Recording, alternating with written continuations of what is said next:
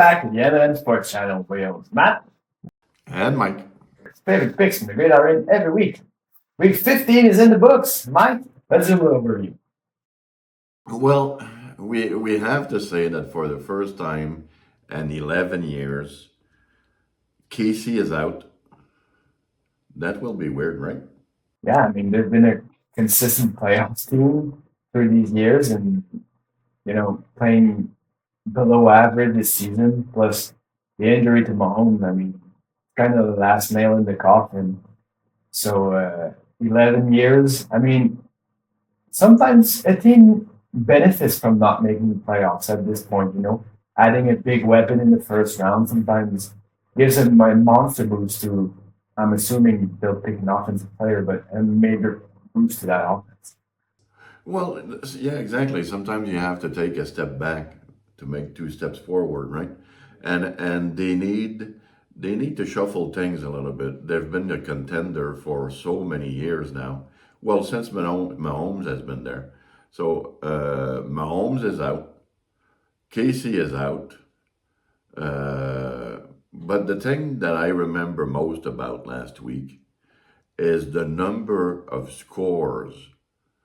Like the scores were unbelievable last year. The points, the Steelers 43 points, Texas 60 points, the Bills 66 points, the Jaguars 68 points, the Commanders 50 points, the Rams 75 points, the Broncos 60 points, the 49ers 61 points, the Vikings 60 points, the Falcons 57 points. I don't remember a week where, well, to give you an example, in my pool, in my FFPC pool, you have to be top two to go to the following week. And I had 177 points, which usually this is a huge week. And with 177 points, I finished fourth. So many scores, unbelievable, right? I mean, if you have pools, I mean, I'm sure you've noticed. And if you haven't noticed, I'm sure you were crushed. Like if you, I was in a few of my pools, but a monster week. I mean, it seemed like every player had 20, 22, over 20 points. So, I mean, I'd take a lot of the weeks. It's really fun to see a lot of points in pretty much every game, but it's crazy. It's insane. I don't. Do you remember where there was that many points? No, I don't. Not like last week. Like if you had Pitts, I think he had 51 points. So huge advantage if you had Pitts in your lineup. But hey, it is what it is. I had a bad week last week. Been a while. Sorry, possums. But I'm ready to bounce back this week, man. Well, before we go on for our picks, we've got to talk about the injuries. So many IR players put on IR this season. You know, they've got to do something about this turf. I mean, it's been a recurring problem for the last few seasons. So many young guys getting torn ACLs, torn Achilles. I mean, something's got to change. Unreal, eh? I'll have a list uh, showing the major injuries showing up on your screen, but so many injuries. Just go look at the injured rosters for every team. It's above 7, 8, 9, and 10 players. It's crazy. I mean, there's so many injuries. Is it the turf? The turf? Well, there's a lot of contact injuries, but we've seen so many non-contact injuries this season. Oh, that's true. Insane. Just guys running and hurting their Achilles or their hamstring, or we just seen Mika Parsons just, I know Bo Nix made a little left right type of move, but to tear his ACL on that is insane for me, I think. No, it's true. True, I agree. And now heading to week 16, the Dolphins bench Tua for Quinn Ewers. And you know what's funny? And he says the main reason to make that move, and this is why, like I don't know what's going on, but it seems like everybody is lying these days. Like he should have said to give the young lad a chance to perform since Miami's out, so they want to look what the youngster is all about, right? Yeah. No, he says that the youngster is giving the team the best chance to win. Like you can't believe that, right? Well, I mean, if you've watched football for a number of years, you know it's a lie. You know he just wants to see what the rookie's got to offer because it seems like Tua is not it. Is not the answer at the quarterback position. So he's giving a shot to a rookie to prove he's got something, and you know, for us it was obvious. For some of you guys, it must have been obvious as well. But I don't know what he's taking this outright lying. Well, he can just say the truth. I mean, who cares? I mean, but you know, Yeah, we want to try him out. yeah. We want to give him experience. What's wrong with that? I mean, just give him experience. The team's not making the playoff; they're eliminated off officially. So who cares? I don't know. I think it's stupid. Well, you know that now he should be gone, and who's going to invest on a quarterback that maybe the next hit will be his last hit. He hasn't performed well. Think about Tyreek Hill. He hasn't performed either. So yeah, but Tua hasn't performed great. Nobody wants him anymore, right? As their top quarterback, I mean, Well, maybe as a spare. well, maybe it's fair, but the real question is, who's going to want to take that contract? Well, they're gonna have to keep a few bucks on their end, right? Yeah, absolutely. And even if you split that contract in half, I mean, I don't think he's worth that on a backup deal. So But personally, I think it's the wrong message to send your team. That you're benching your leader. At the start of the year, you called him your leader, and he was a key player within your offense. And now you're benching the guy who's not hurt. So what you're telling the team is that you quit on him, right? well, yeah, that's exactly it. I mean, they're not benching wide receivers and starters on the defensive part of the field. So if you just started benching your QB, and Talk about revamp. The Miami needs one, right? yeah, they made a lot of moves, acquired a lot of players. They looked like a Super Bowl contender, but you know, it seems like they can't win games. They're not built to win games, and Well, they went for talent, and I don't think they went for character. Like the players that they've chosen, they have ability, they have talent. I don't know if they have the mindset to win. And the NFL, I believe that if you don't have that mindset, that makes the difference between the losers and the winners, right? and you know, we didn't have a show back then, but we talked about it for I don't know an hour, saying what are they doing, giving that contract to Tua? He already had 3 concussions. They knew his next concussion could be his last and have major repercussions on his health long term. But what are you giving? I'm not sure the exact contract. It's high 40s to low 50s or something.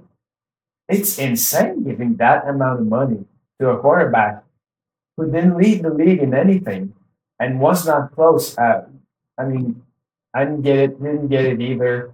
And Bad decision, and now they're paying for it, right? that's exactly it. So, with that said, Mike, hit us with your first pick.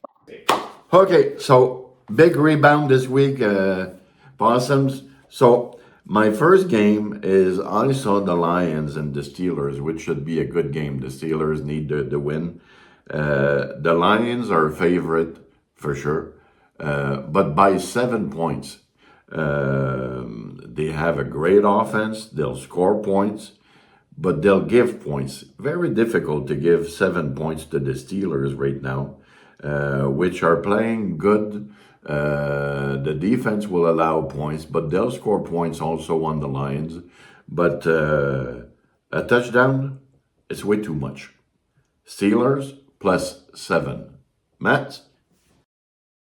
For my first pick of the week, I'm going with the Chargers +1.5 against the Cowboys in Dallas. You know, the Chargers hasn't been playing insanely well, but they're on a 3-game win streak, and Herbert's picking up his play. Seems like he's been playing better every week. So playing the second worst passing defense in the league, I think it should be a kind of a close matchup. But I see the Chargers pulling away in this one. So Chargers +1.5. My second game is okay. So I think you have to give him a pass on last week. I think that Burrows will make up for last week where he got in a goose egg. Uh, I don't believe we'll ever see that again. And who will benefit from that is Chase, right? And they'll be throwing the ball a lot against the Dolphin. They'll need to score points because of their weak defense, so they know about that. Young lad playing against the Bengals, but that should be an easy 85.5 for Chase. So over 85.5. Matt? Yeah, and Jamar Chase has been playing great since Joe is back. So, and I think the same as you. I think the Bengals bounce back. So I've got them +1.5. I mean, coming off an awful week, I think they'll want to bounce back on the Dolphins team, who's, well, we talked about it, who's starting Quinn Ewers, who's only played one game. Well, you could say one drive, which was 8 target, 8 attempts, 5 completions for 53 yards. It's not great. It's not bad, but it's not great. So I think Joe shows his quality and shows that he could be a future MVP of the league and dominates this week. So Bengals +1.5. My third pick is and I don't think I should have said that all year, or I would have said that all year. But the Saints are playing awesome in the past two games. They've beaten the Buccaneers and the Panthers, two teams that are battling for first spot in their division. Now they're playing at home against a weak Jets team. The line is -4, so that should be an easy win for the Saints. That would be their third win in a row, so good for them. And my pick, the Saints -4. Matt? Well, for my next pick, I'm going with the Quinshawn Judkins over 51.5. I think this one is pretty much a gimme. It's the Bills and the Browns. It should be a run-heavy day for both of these teams. The Bills rush the ball every week, and it seems like every week James Cook's got 100 yards, but there's the 30th worst rushing defense in the league. So I think if the Browns want to make an impact in this game, they have to run the ball. And over 51 for Judkins, I think is a good. Well, I think if he stays healthy, I think that's a very good pick.